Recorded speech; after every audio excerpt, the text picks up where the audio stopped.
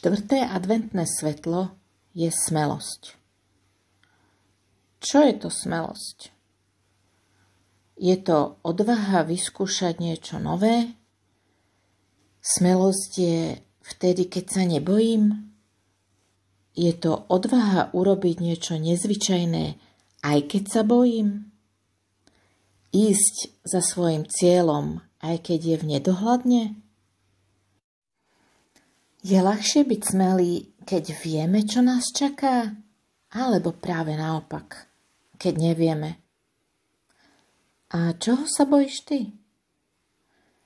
Niekedy sa bojím tmy, samoty, tmavého lesa, alebo neviem, čo ma čaká za rohom, zajtra. Niekedy sa bojíme veci a ani nevieme prečo.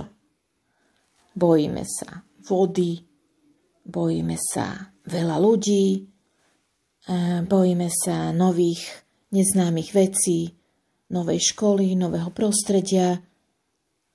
Potrebuješ odvahu na to, aby si ochutnal napríklad nové jedlo? Alebo skúsil nový šport či hru? Bojíme sa nových situácií, v ktorých nikdy nikto pred nami ešte nebol. Koho by ste označili za ozaj smelého človeka?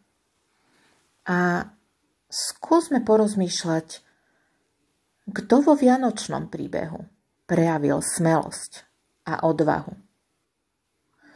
Možno to boli práve pastieri. Tí sa odvážili ísť do dediny medzi ľudí. V tej dobe pastierov nikto nebral vážne, ale oni išli, aby sa presvedčili na vlastné oči, aby videli, čo počuli od anjelov. A ich odvaha a smelosť mala svoje dôsledky. Nielenže videli na vlastné oči narodeného Božieho syna, ale boli tak naplnení radosťou, že išli a rozprávali všetkým, čo videli. A všetci sa čudovali tomu a pastieri oslavovali a chválili Boha za to, čo im bolo povedané a čo naozaj videli. A možno najväčšiu smelosť prijavili mudrci, keď sa odvážne vydali na ďalekú cestu za hviezdou do neznámej krajiny a s odvahou museli ísť inou cestou späť.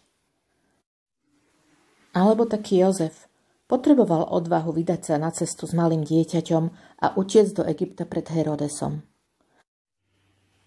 Smelosť potrebujeme aj my na každý deň. Prekonávať náš vlastný strach a obavy.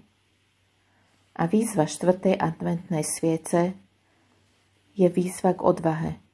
Vstať od jasličiek a nasledovať kráľa kráľov.